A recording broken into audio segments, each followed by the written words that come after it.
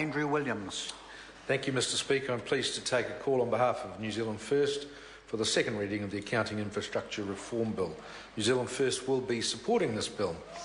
Initially, we had a few concerns about some aspects of the bill, but we were pleased that this received close scrutiny through the Select Committee process, allowing New Zealand accounting firms, auditors and all those involved to have their say in the legislative process.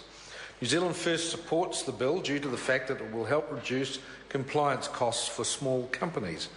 We're a party that supports New Zealand enterprise, and we stand by the reduction in costs to operate small companies in New Zealand, which are increasingly burdened by compliance costs. The audit and accounting industry will be more efficient as a result of this legislation. Accredited bodies will allow members to conduct audits under their umbrella controls. Therefore, as a result, if you're part of an accredited body, an auditing company, there will be controlled accreditation to conduct such audits. Long-standing terminology of chartered accountant will be replaced with a new terminology of qualified statutory accountant. It will be interesting to see whether this is just playing with names or whether there is any real substance to that name change. This bill will also, when enacted, allow overseas audit companies to operate in New Zealand. We're advised that many companies that have international auditors currently have difficulties whereby they have to have a local auditor to undertake their work, which provides some difficulties for some international firms. There's merit in this. We would hope that as a result of this bill, many international firms might see fit to establish offices here in New Zealand to conduct such audits on behalf of some of their global companies.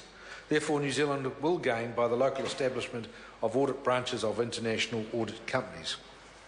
The bill requires larger charities to be audited by qualified auditors. We see merit in that as well.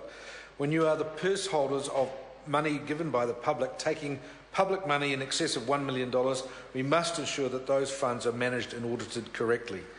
New Zealand has a reputation for being one of the highest per capita donating countries in the world, so this added scrutiny is more than justified.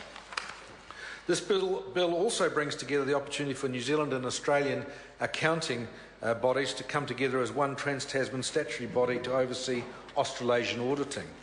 This is an interesting process, bringing those Trans-Tasman accounting practices together. We operate in a closer economic relationship situation with Australia, and there are significant advantages in harmonisation with our Australian cousins. This can potentially bring great benefit to both sides of the Tasman by being able to offer standard accounting and auditing practices for business operating on both sides of the Tasman.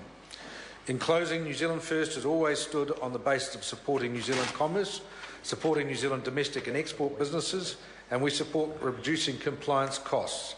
And we hope that New Zealand citizens and businesses will operate more effectively as a result of this bill. We commend the bill to the House. I call Julianne Genter. Thank you, Mr Speaker. I rise to speak on the second reading of the Accounting Infrastructure Reform Bill. When this bill